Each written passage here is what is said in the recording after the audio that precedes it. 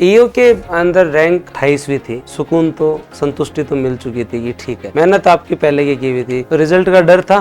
डर इतना नहीं था, पर हाँ लग तो रहा था कि आरएस आरपीएस में से प्रॉपर कुछ मिल जाए, कुछ प्रॉपर जो है वो मिले तो और बेहतर रहे। एक अधिकारी की ट्रेनिंग पूरी कर चुके हैं, दूसरे अधिकारी के रूप में तहसीलदार सेवा या अकाउंट सेवा के रूप में इनकी ट्रेनिंग चालू हो रही है और मुझे इतना विश्वास है कि वो ट्रेनिंग पूरी नहीं होगी उससे पहले तीसरी ट्रेनिंग और स्टार्ट हो जाएगी। तो ये इससे ज्यादा माता पिता के लिए और क्या सुकून हो सकता है? पहले मुझे भी लगता था कि जो इंटरव्यू देते हैं वो तो बहुत इंटेलिजेंट होते हैं, मेरे से तो नहीं हो पाएगा। लेकिन अभी जैसे इतना बड़ा ग्रुप बन गया है, 20-25 लोग इंटरव्यू देने वाले भी जानकार थे, इनका रिजल्ट भी आ रहा था, तो लगता है अपने जैसे ही लोग होते हैं। हमारे बैच से भी दो लोग एसडीएम में भी। हाँ, इस बार जो प्रियंका जो दयाल जी का हुआ है, हाँ, तो लगता है कि अपने जैसे लोग ही बनते हैं, फिर तो हो जाता है।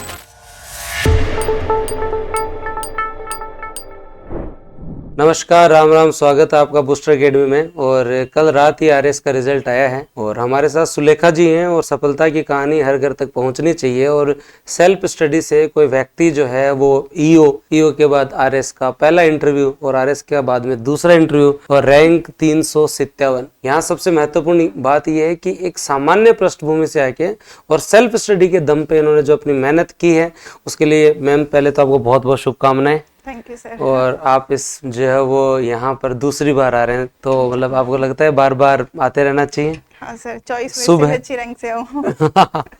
मैम जो है वो खुद आप इस रूम में इंटरव्यू प्रोग्राम के रूप में भी आए हैं। हाँ, और यहीं आप मॉक इंटरव्यूज दिए हैं आपने और यहीं आप वापस आके जो बच्चों को मार्गदर्शन दे रहे हैं। तो पहला मेरा क्वेश्चन जनरली रहता है, ईओ के अंदर रैंक 28वीं थी, उसके बाद में सुकून तो संतुष्टि तो मिल चुकी थी कि ठीक है, मेहनत आपकी पहले की हुई थी, तो रिजल्ट का डर था? नहीं था, डर इतना नहीं था, पर हाँ लग तो रहा था कि आरएस आरपीएस में से प्रॉपर कुछ मिल जाए, कुछ प्रॉपर जो है वो मिले तो और बेहतर रहे। तो उसके साथ साथ फिर मेंस को कैसे कंटिन्यू किया? मतलब एक साइड आप जो है वो ईओ की तरफ भी देख रहे हैं और ऑलमोस्ट जो आपकी ट्रेनिंग स्टार्ट होने वाली थी, इधर आपका मेंस भी और इधर इंटरव्यू, एक साथ तीन चीजें नहीं आ गई थी? तो तीन चीजें आ गई थी। जैसे दिसंबर तक ईओ का पढ़ा, फिर क्योंकि 2 फरवरी को प्री था, तो फिर प्री के ऊपर कर लिया फोकस कि प्री पास करना जरूरी है। फिर उसके बाद 1.5 महीने, क्योंकि ईओ का दिसंबर तक पहले पढ़ा हुआ था, तो 23 मार्च तक पढ़ा उसका ईओ का पढ़ा। फिर ईओ के बाद में इंटरव्यू और मेंस दोनों थे। फिर तो फिर बाद में इंटरव्यू का ऐसे नहीं लगा इंटरव्यू में कॉल आने वाला है, क्या करें? फिर इंटरव्यू कॉल कब आया? मेंस से पहले या बाद में? बाद में सर सबसे लास्ट में था। सबसे लास्ट में 7 तारीख है। हाँ, सबसे लेट आया था। तो वो था कि 7 दिन पहले, ऐसे लगता था कि 7 दिन पहले इंटरव्यू लेटर डलते हैं, उसके बाद फिर 15 दिन या 1 महीना आपका चला जाता है कि फिर नहीं आएगा। हाँ, तो मेरा कभी आया नहीं, सबसे लास्ट फेज में आया मेरा। तो तब तक आप मेन से भी फ्री हो गए? हाँ, तब तक मेन से भी फ्री हो गया, तब तक ज्वाइनिंग भी नहीं मिली थी। ओके। तो पहले वाली सर्विस की थी, विदाउट पेमेंट मैंने ले रखा था। तो पहली नौकरी आपकी कब लगी? 2020 में मेरी। ग्रेजुएशन कब की? 2020 में। क्या बात है, मतलब ग्रेजुएशन होते पहले नौकरी आपकी लगी? एग्जाम्स बचे हुए थे ग्रेजुएशन में, एग्जाम्स बचे हुए थे। हाँ, उससे पहले ज्वाइनिंग हो गई। तो मतलब 12th वाला पढ़ा हुआ बहुत काम आ रहा था आपके? हाँ सर, वो एलडीसी जब मैंने पेपर दिया था 2018 में, फर्स्ट ईयर में मैं थी, तो जो मेरी हिंदी इंग्लिश जो मैथ साइंस होती है वो उसका वहाँ पे प्रॉपर काम आया कि फर्स्ट ईयर में हो गया एग्जाम। तो वो आगे आरएस में भी काम आया? हाँ सर, बहुत काम है, हिंदी इंग्लिश में बहुत काम है। और आरएस की तैयारी का जो पैटर्न है वो ये भी है कि आपको आंसर राइटिंग आनी चाहिए और सारी अप्रोच में आप विश्लेषणात्मक जाइए, बहुत अच्छी मेहनत कीजिए। लेकिन इसकी एक आधार है और वो 12th और 10th का एग्जाम मेरे हिसाब से आरएस के पैटर्न का आधार अब भी है। हिंदी और इंग्लिश वहाँ अगर स्ट्रॉन्ग है तो फिर आपको ज्यादा एफर्ट लगाने की जरूरत नहीं पड़ती। और फिर वो 2 नंबर 5 नंबर 10 नंबर के क्वेश्चन जो हम पहले पासबुक में देखा करते थे, अति महत्वपूर्ण लघुतरात्मक वृद्धात्मक, वही पैटर्न, उस पैटर्न को आदमी जब अगर आप जस्ट 12th के बाद अगर अपनी पढ़ाई कंटिन्यू रखते हो ना, तो आज एज आपकी 24-25, हाँ सर 25 भी हो जाएगी। अभी 25 जो एज जो दिसंबर में हो रही है। एक अधिकारी की ट्रेनिंग पूरी कर चुके हैं, दूसरे अधिकारी के रूप में तहसीलदार सेवा या अकाउंट सेवा के रूप में इनकी ट्रेनिंग चालू हो रही है और मुझे इतना विश्वास है कि वो ट्रेनिंग पूरी नहीं होगी उससे पहले तीसरी ट्रेनिंग और स्टार्ट हो जाएगी। तो ये इससे ज्यादा माता पिता के लिए और क्या सुकून हो सकता है? 4 भाई बहनों में आप सबसे बड़े हैं, पिताजी टीचर हैं। हाँ, तो पिताजी ने कैसे आपको जो है वो मोटिवेट किया? क्या मतलब कुछ इम्पोर्टेंट स्टार्टिंग से ही था कि पढ़ना है, मतलब हमारे स्कूल टाइम से बहुत ज्यादा कंपटीशन था कि फर्स्ट सेकंड रैंक आती थी, सेकंड आ गई तो बोलते थे सेकंड कैसे आ गई। तो वो कंपटीशन तो स्टार्टिंग से ही था। फिर ऐसे था कि बाकी सारे फ्रेंड्स भी बहुत अच्छा कर रहे थे और मेरे को मोटिवेटेड भी बहुत ज्यादा रखते थे वो कि नहीं हो पाया तो ठीक है। फिर 3rd ईयर में फिर मेरी जॉब लग गई, थोड़ी फाइनेंशियल प्रॉब्लम से, तो ज्वाइन कर लिया उसमें। वो ज्वाइन किया आपने? तो उसके बाद धीरे धीरे फिर अपनी तैयारियों कंटिन्यू। उसके बाद मैंने पढ़ना स्टार्ट कर लिया, क्या करूँ, एसएससी की मैथ से तो लगा एसएससी कर ले ज्यादा बढ़िया रहेगा। फिर एक दो लोगों ने बोला कि नहीं आरएस भी कर लेगी, थोड़ा आरएस में भरोसा नहीं था कि साइंस से थे कि नहीं हो पाएगा, आरएस जैसी चीज तो नहीं हो पाएगी। तो मुझे उस टाइम पे तो बहुत बड़ा लगता था कि यार आरएस तो नहीं हो पाएगा, वो तो इंटेलिजेंट बच्चे करते होंगे। तो एक फ्रेंड ने जरूर बोला था कि तेरे जैसा ही तो करते हैं, तू हमेशा स्कूल में भी टॉपर, कॉलेज में भी टॉपर, तो तेरे जैसे बच्चे ही करेंगे। तो फिर मैंने थोड़ा बहुत पढ़ना स्टार्ट किया 2022 से। 2022 से तो पहला एग्जाम फिर ईओ आ गया था। तो ईओ का जब फर्स्ट एग्जाम 14 मई 2023 को था। आप ऑलमोस्ट हमेशा ऑनलाइन या सेल्फ स्टडी पढ़ी है आपने, कभी ऑफलाइन कभी गए ही नहीं, ऑलमोस्ट कोचिंग कभी नहीं। मेरे फ्रेंड्स वगैरह कोचिंग कर रहे थे तो उनके नोट्स ले लो, टेस्ट सीरीज, कहीं से टेस्ट सीरीज ले लो, कहीं से टेस्ट सीरीज ले लो, वही सारे काम मैंने बहुत किए हैं। लाइजनिंग बहुत अच्छी रखी दोस्तों से कि दे दो तुम मुझे। तो संसाधन का कोई अभाव नहीं है। और ऑनलाइन एजुकेशन 2022 के जिस दौर में आप पढ़ रहे थे, उसके बाद में डिजिटल रेवोल्यूशन आया और सारा एजुकेशन बहुत मतलब एक साथ ही क्वांटम चेंज आया, सब कुछ ऑनलाइन हो गया। और ऑनलाइन होने के बाद में बच्चे के पास हर चीज अवेलेबल है केवल एक क्लिक करने के बाद। मतलब आपको जो चाहिए वो हाथों हाथ जो आपके फोन में है, और आपको जो पढ़ाई के लिए संघर्ष करने की आवश्यकता नहीं है। संसाधनों का आपको आदमी मतलब ठीकरा नहीं पड़ सकता ना कि मेरे पास। सबसे अच्छा एग्जाम्पल है टेलीग्राम, सब कुछ मिल जाता है उस पे, सब कुछ मिल जाता है हर प्रकार की।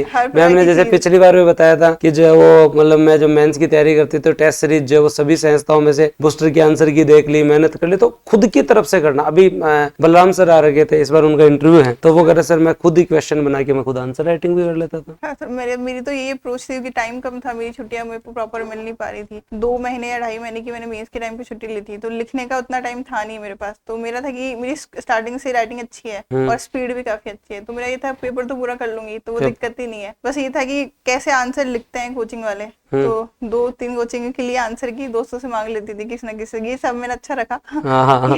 कोई ना कोई दे ही देता था मुझे, तो उनके आंसर्स देखे कि कैसे लिखते हैं, फिर माइंड में राइटिंग कर लेते हैं, हाँ ऐसे लिखते हैं। और उनके आंसर्स बहुत अच्छे से मैंने रट्टे मारे, बिल्कुल रटने में नंबर 1 हुए। मेहनत की और उसका नतीजा है। ईओ से लेकर अब तक आरएस का सफर, इस पिछले मतलब 2025 मेरे हिसाब से आपके लिए सबसे ज्यादा सुखदायक रहा है। ये सफर कैसा रहा? लोगों को आपने मतलब परिवर्तित होते देखा, लोगों के व्यवहार में आपने परिवर्तन देखा, आपने अपने जीवन में परिवर्तन देखा, आप परिवार के सम्मान में परिवर्तन देखा, है ना, पूरे समाज को देखा आपने। तो कैसा रहा ये 2025? जैसे अप्स एंड डाउन्स तो आते ही रहते हैं। जैसे पहली बार ईओ दिया, उसमें सिलेक्शन हुआ, फिर वो कैंसिल हो गई, तो ऐसा लग रहा था यार अब तो कुछ ही नहीं होगा आगे, तो अच्छी लाइफ तो है ही नहीं, सब कुछ खत्म हो गया। फिर मेंस का रिजल्ट आया, फिर उसमें भी हो गया, तो फिर लगा कुछ तो कर ही लेंगे यार, कुछ तो कर ही लेंगे, एलआईडी भी मिल जाएगा, ज्यादा नहीं मिलेगा तो कुछ भी मिले, नौकरी नौकरी है, नौकरी मिल जाएगी। फिर वापस भी ईओ दिया, तो उसमें भी हो गया, तो फिर थोड़ा कॉन्फिडेंस आ गया था। इंटरव्यू के टाइम पे भी कॉन्फिडेंस आ गया था कि ठीक है 2 ही पोस्ट चाहिए, आरएस आरपीएस या आरटीएस। तो उसके अलावा कुछ देना नहीं, तो वहां भी कॉन्फिडेंस अपने आप आ गया। फिर इंटरव्यू में भी कि ज्यादा टेंशन नहीं, और लगातार लगे रहना सबसे इम्पोर्टेंट बात। अब 2022 से कंटिन्यू है, और अगर सिविल सेवा की तैयारी देखी जाए तो 2022 से लेकर और इनकी पढ़ाई कंटिन्यू रही है 2025 के मिड तक, जून तक, 2 जून तक, मतलब 3 महीने हुए आपको किताब छोड़े, वो भी इंटरव्यू की तैयारी कर रहे थे, किताब तो कहाँ। हाँ, तो मतलब लगभग 3 से 4 साल में आप 2 अधिकारी के पद पर चयनित हो चुके हैं। तीसरे का जो इंतजार है, क्योंकि अब पढ़ना कुछ नहीं, उसमें तो अपना अनुभव है, इंटरव्यू की तैयारी करना। तो 2.5-3 साल के अंदर तैयारी से, पहले कहते थे कि 5 साल 7 साल पढ़ो तब जाके आरएस होता है, आरएस में होता थोड़ी है, ऐसे थोड़ी होता है, सबका थोड़ी होता है। आज अपने जैसे ही आप में से बहुत सारे लोग जो गाँव में बैठे देख रहे होंगे, शहरों में छोटे कस्बों से देख रहे होंगे, आप लोगों को लगता है कि जब सुलेखा जी कर सकते हैं तो आप भी कर सकते हो, किया जा सकता है। पहले मुझे भी लगता था कि जो इंटरव्यू देते हैं वो तो बहुत इंटेलिजेंट होते हैं, मेरे से तो नहीं हो पाएगा। लेकिन अभी जैसे इतना बड़ा ग्रुप बन गया है, 20-25 लोग इंटरव्यू देने वाले भी जानकर थे, इनका रिजल्ट भी आ रहा था, तो लगता है अपने जैसे ही लोग होते हैं। और हमारे बैच से भी दो लोग एसटीएम में भी, हाँ, इस बार जो प्रियंका जो दयाल जी का हुआ है, तो लगता है कि अपने जैसे लोग ही बनते हैं, मेहनत करे तो हो जाता है। आरएस और ईओ दोनों के रिजल्ट के अंदर क्या अंतर लगा आपको? क्या फीलिंग में क्या अंतर लगा? कुछ थोड़ा अच्छा लगा, आरएस के लिए थोड़ा ज्यादा टेंशन मिला, ईओ के लिए भी काफी मिला था वैसे तो। हाँ, यार में थोड़ा सा ज्यादा। और पूरे बैच ने सेलिब्रेट कर फोटोज देखी थी। तो ईओ वालों तो आपका बैच पूरा मतलब सेलिब्रेशन में कोई कमी नहीं रखता था। तो कल सब आप लोग हॉस्टलों के वैसे बाहर ही थे, मैंने फोटोज देखी, आप प्रियंका जी दयाल जी सब सेलिब्रेट कर रहे थे। हाँ, तो कल अच्छा सेलिब्रेट किया। हाँ बिल्कुल सर। हाँ, तो इसीलिए कल वैसे इनकी ट्रेनिंग पूरी हो रही थी, तो कल जो है वो मैम आने वाले थे, लेकिन इसलिए नहीं है कि सर अब एक बार बेचैनी सी है कि रिजल्ट पूरा आ जाए ना, उसके बाद ही मैं हूँ। और ये जब बूस्टर में आते हैं तो रिजल्ट लेके आते हैं, तो अगली बार भी आप बूस्टर में तभी है ना जब अगला रिजल्ट आ जाए, है ना।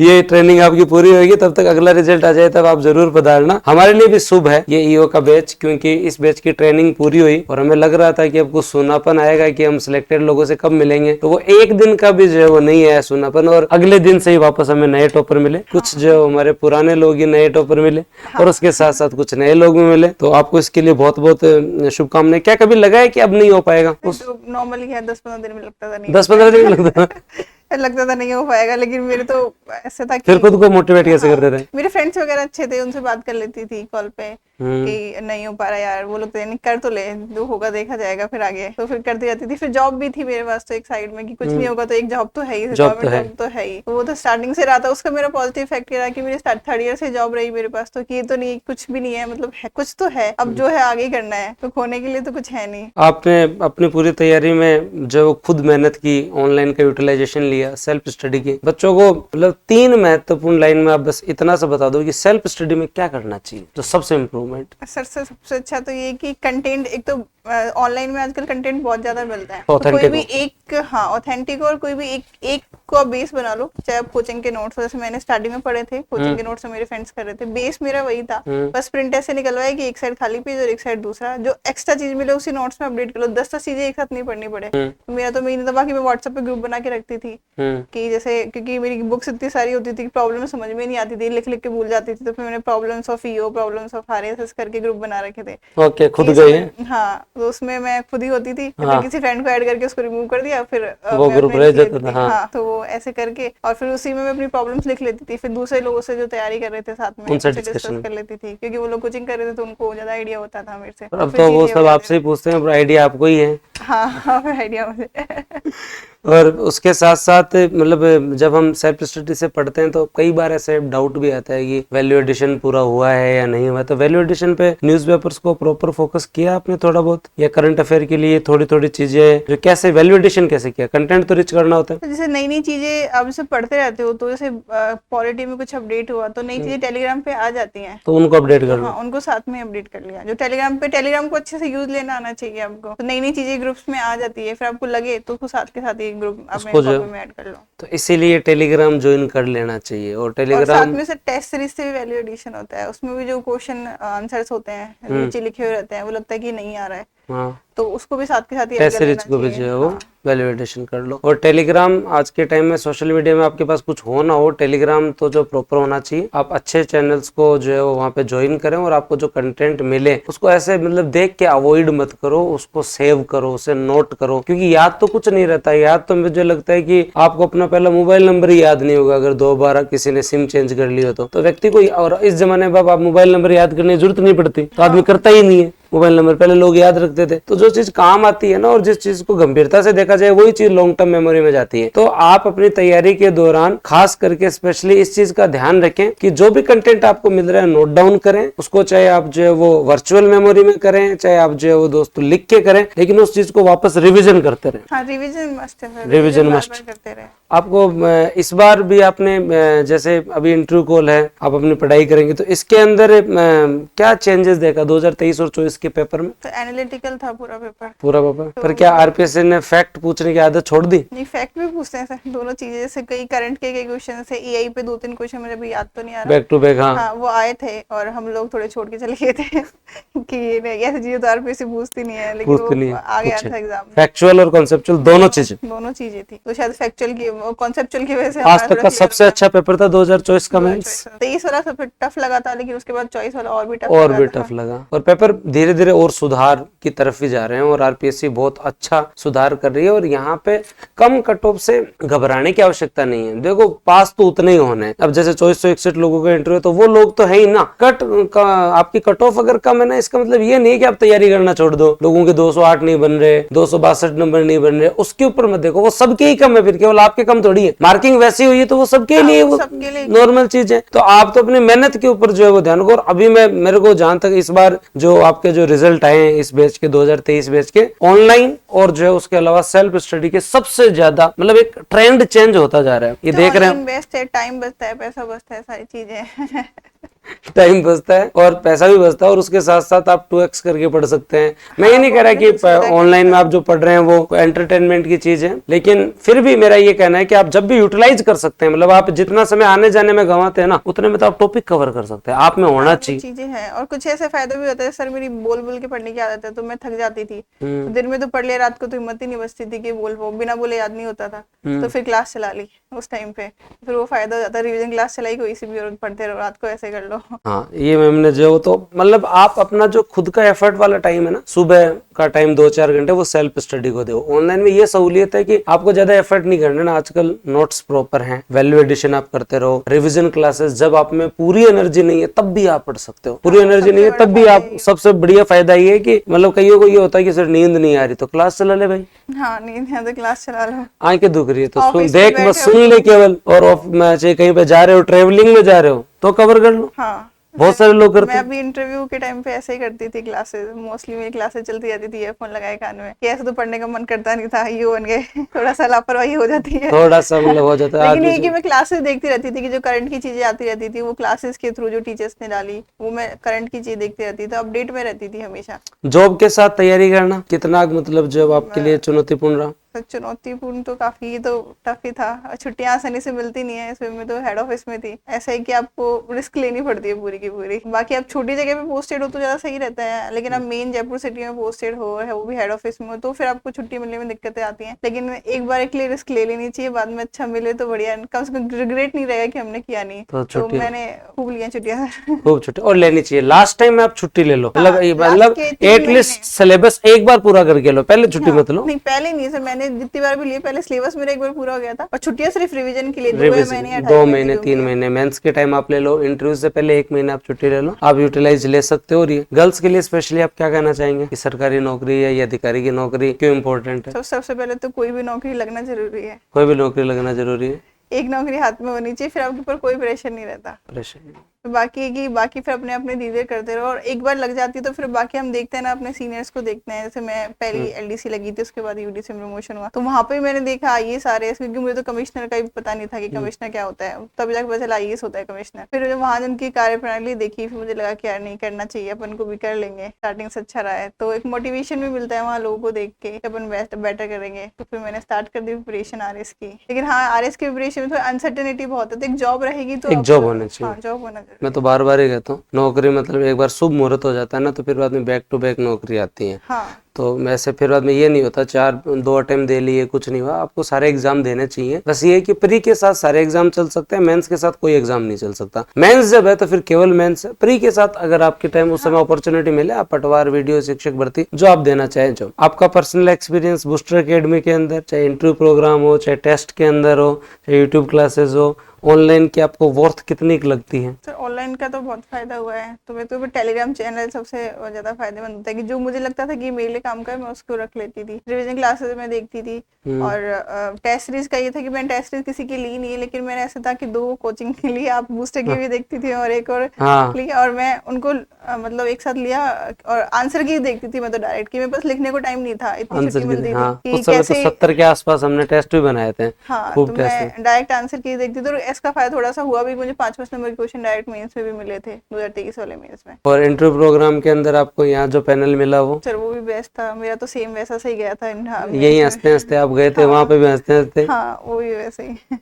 तो आपको बहुत बहुत जो शुभकामनाएं, और आपने जो मेहनत की है, अगली बार बस मेरी यही उम्मीद है, और मैंने आपको कहा भी था उस समय रैंक 21 जब आप आए थे कि आपका सिलेक्शन श्योर होगा, और ऐसा नहीं है। और इस बार भी मेरे को पूरी उम्मीद है कि आपका जो अगला इंटरव्यू उसके अंदर भी आप अच्छा परफॉर्म करें, और ये जो 357 है इसमें से चाहे आप 1 डिजिट घटा लो, चाहे 2 घटा लो, है ना, लेकिन अगली बार जो 1 डिजिट आप कम करके आओ, जरूर पधारो। और इंस्टीट्यूट के जो स्टूडेंट्स जो ऑनलाइन घर बैठे गांव ढाणी से पढ़ रहे हैं, उनको जो 2 बात आप कहना चाहते हैं वो जरूर बताएं। फिर मेरे हिसाब से सबसे बेटर है कि ऑनलाइन ही पढ़ो, ऑफलाइन आने का कोई फायदा नहीं है। कोई फायदा नहीं। आजकल कंटेंट इतना अवेलेबल हो गया है, बस कंटेंट को सही तरीके से आपको यूज करना है, कि ये नहीं कि बहुत ज्यादा भी पढ़ रहे हो, वो मैंने कभी नहीं किया। जो मेरा नोट्स थे, मैंने बेसिक उन्हीं नोट्स को प्रेफर किया, पहले उन्हीं को बार बार पढ़ा है, जब वो प्रॉपर याद हो गया उसके बाद नई चीजें उसमें ऐड करी है। ऐसा नहीं कि बहुत ज्यादा कंटेंट पढ़ना है, वो भी नहीं होता है। लिमिटेड, एक जगह विश्वास करो, एक जगह पढ़ो, और उसके बाद में जो अपनी मेहनत पे विश्वास रखो। हाँ, उसका टेस्ट सीरीज से वैल्यू एडिशन आप करते रह सकते हो। तो मैम ने सारी चीज़ें आपको बताई, तो बहुत बहुत धन्यवाद। इसी तरीके से आप जुड़े रहें और अगली बार जल्द ही एक इंटरव्यू अपन और करेंगे। थैंक यू, जय हिंद।